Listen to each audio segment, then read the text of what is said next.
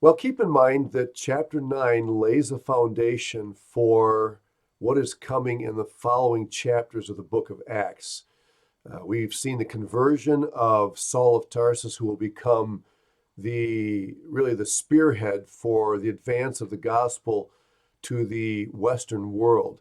And then remember that we saw Peter at the end of chapter 9. He's been away for a while. Now he's back in the narrative, and he's working his way toward the coast. Remember, he was in Lydda and then in Joppa. He healed someone, he raised someone from the dead. And these are reminders of messianic signs that make it clear to the people of Israel that their Messiah is indeed the Lord Jesus Christ. And so Peter is now in Joppa at the house of Simon the tanner. And then something now is going to happen that is monumental in the narrative of Acts. This is a watershed chapter. In fact, this chapter is so important that we're going to see the narrative repeated 2 additional times after the story is told here because of the absolute importance of what Luke is going to share. So here we are in Acts 10:1. There was a certain man in Caesarea called Cornelius, a centurion of what is called the Italian regiment. Now, I want you to understand a little bit of the historical background here. Caesarea is a very, very important city, not only in Israel, but as a matter of fact, in the entire Roman Empire. I want to give you a little bit of background about this city. Just another statement regarding Cornelius here. He was known as a devout man and one who feared God with all his household, and he gave alms generously to the people and prayed to God always. Okay? So before I talk about Caesarea, let me just say a word about Cornelius here. Cornelius, notice, is a centurion. A centurion is someone who was responsible for usually 100 soldiers. And it wasn't always exactly 100, but that was the idea, and that's where the word centurion came from. He is with the Italian regiment, which means he's from Italy. So he's probably deployed to Caesarea in Israel for the time being. Now, he's called a devout man, okay? And that word devout is often used in the New Testament to refer to someone who is either very interested in Judaism and is really cozying up to Judaistic religion, or it could actually refer to someone who had become a proselyte to Judaism, has actually taken the step of declaring himself a Jew, a Judaizer in practice. Okay, and so not that it always means that, but typically a devout person, as it's stated in the New Testament, is referring to someone like that. Notice it says he feared God, and this would be referring to Jehovah God, the God of the Jewish people, along with all of his household. And to demonstrate his fidelity to the Jewish religion, he's giving alms to the people, he's praying, and probably referring to the regular prayers that the Jewish people practiced. Normally Monday and Thursday were considered days of prayer that they would observe. So a couple of things I want you to notice. First of all, we're not saying that he's a Christian. You might say, well, he fears God, he gives alms, he prays to God. Those are all godly characteristics, but it doesn't mean that he's born again. In fact, it's going to be clear later on in the narrative that he is not a born again believer. But he is someone who is interested in Israel's God. And the question becomes here, is he just interested, or has he actually become a proselyte to Judaism? Some scholars would suggest that it would have been difficult for him to be an actual proselyte, a convert to Judaism, because that would have required him to offer sacrifices to the God of Israel, but at the same time, as a centurion, having to offer sacrifices to Caesar. And he couldn't have been a follower to Judaism if he had to make sacrifices to Caesar. I don't know that really settles the score for us or not. I'm just telling you that's one reason some think it would have been hard for him to be an actual convert to Judaism. But whatever the case is, he's definitely leaning in that direction. Okay? Now, you'll notice here that all of his household is devoutly looking to Jehovah, the God of Israel. And we'll see households mentioned 3 other times in the book of Acts, twice in chapter 16 with Lydia and the Philippian jailer, and then in chapter 18 in the city of Corinth with Crispus and his household. And as the story unfolds, we'll see that all 4 of these, Cornelius, Lydia, the jailer, and Crispus, all of them, along with their entire households, actually do come to Jesus Christ. And these are 4 household conversions that we find in the book of Acts. And we'll talk more about those when we get there. All right. So here is Caesarea, and you can see it's on the coast of Israel, and it would be quite a ways north and west of Jerusalem, kind of between the Sea of Galilee and the Dead Sea, a lot closer actually to the Sea of Galilee, but on the coast. And it was an amazing city. Let me give you a little bit of information. You can pause the video to read this in its entirety if you want to, but I just want to point out some of the highlights here. Notice it was called Caesarea Maritima, and that's because there were other Caesareas around the empire. You may recall Caesarea Philippi, which is where Peter made his great confession, "You are the Christ, the Son of the living God." But Caesar Augustus wanted to make a great city here, a capital of it would be a Roman capital city in the eastern part of their empire. And he assigned that task to Herod the Great. Herod the Great, unfortunately, was a wicked man, but he was a brilliant man nonetheless. And so he built the harbor. It becomes one of the wonders of the ancient world. He actually made the harbor there using submersible concrete, if you can imagine that.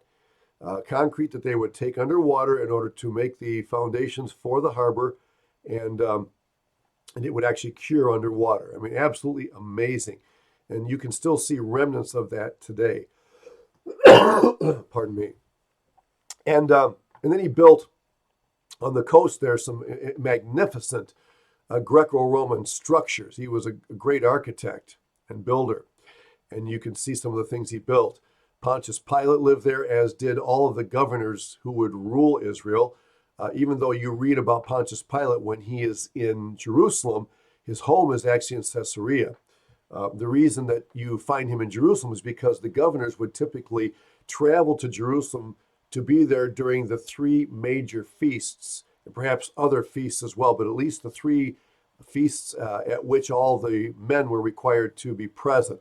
And that would be Pentecost, the Feast of Passover, Pentecost, and then the Feast of Tabernacles in the fall. And they wanted to be there with extra soldiers to ensure security and safety during those feasts.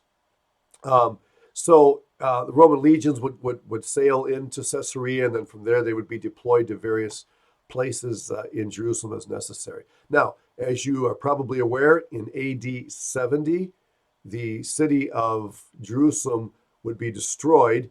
And even before Jerusalem was destroyed, the Romans actually destroyed the city of Caesarea, or at least the port and some of the city.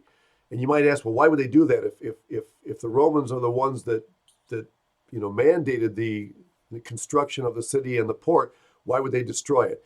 And the reason was to humiliate the Jewish people, and humiliate them they did. And even though the Jews hated the Romans, they were still proud of that port city. Some say that the port in Caesarea was the second, or at least the third largest in the Roman Empire after Rome and maybe Alexandria.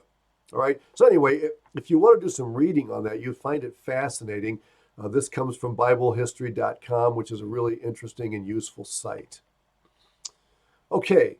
Well, this is a picture of the aqueduct that actually comes all the way down from the north. In fact, let me back up to the map here. I'm going to just back up a moment here. Well, you can't really see it on this map, but you have to go even farther north, and you get all the way up to the place where Elijah confronted the prophets of Baal, and there was a lot of water, and the water actually descended by means of aqueducts in order to arrive eventually at Caesarea. Caesarea is on the coast, and so there's lots and lots of salt water, but not a lot of fresh water. So all the way from Mount Carmel up in the north, this aqueduct would bring fresh water. They were huge, huge, and one of the marvels of the ancient world was the way that they were able to transport this water. Okay, here you can see the cutaway of one of them, and you just think about the precision of the descent. If it was too much, it would overflow. If it wasn't enough, it would stop the flow. The descent had to be calculated with precision. I mean, just an absolute marvel. And you can see that Mount Carmel here was about 25 miles north of Caesarea. So just amazing what the Romans were able to do. Now, this is the amphitheater, and I believe I may have showed you a picture of this before, but you can see it was restored. It still functions today. A great amphitheater. When we were there in 1999, they were actually getting set up for a concert that we weren't there to see, but they were already setting up chairs and getting things organized. Here with a fisheye lens, you can see its proximity to the Mediterranean Sea. And this is what's left of the port there. And it's a shame that was destroyed, even though Herod was a wicked man. What he did was quite a marvel, and it would have been nice to be able to see it.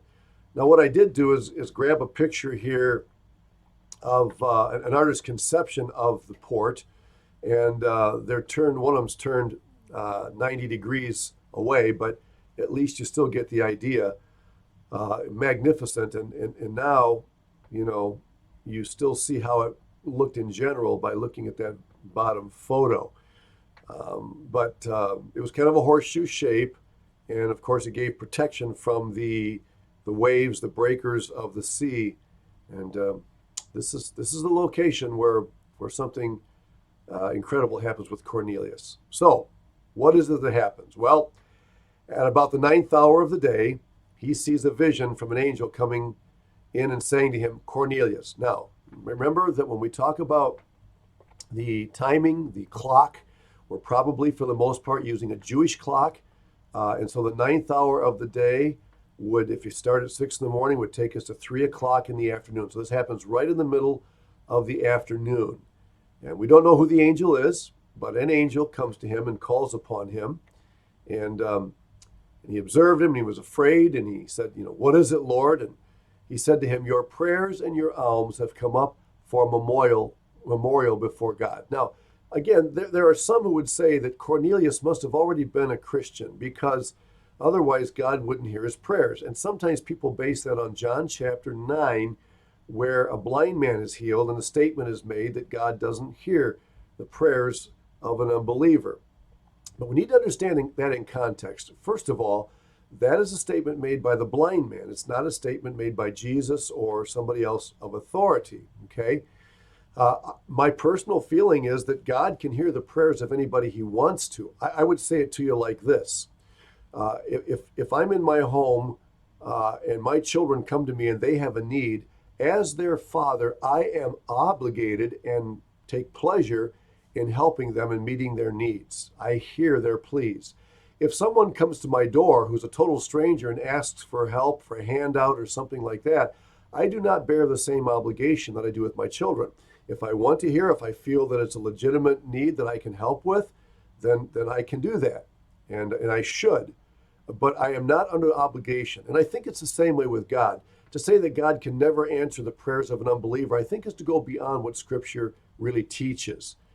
And so to say that because God heard this man's prayers, he must have been a believer, simply isn't warranted. And when we get to chapter 11, I think I can make a pretty closed case that this man truly became a Christian after he met with Peter and heard the gospel preached in his own home. But we'll come back and talk more about Cornelius and this exciting event in the next lecture.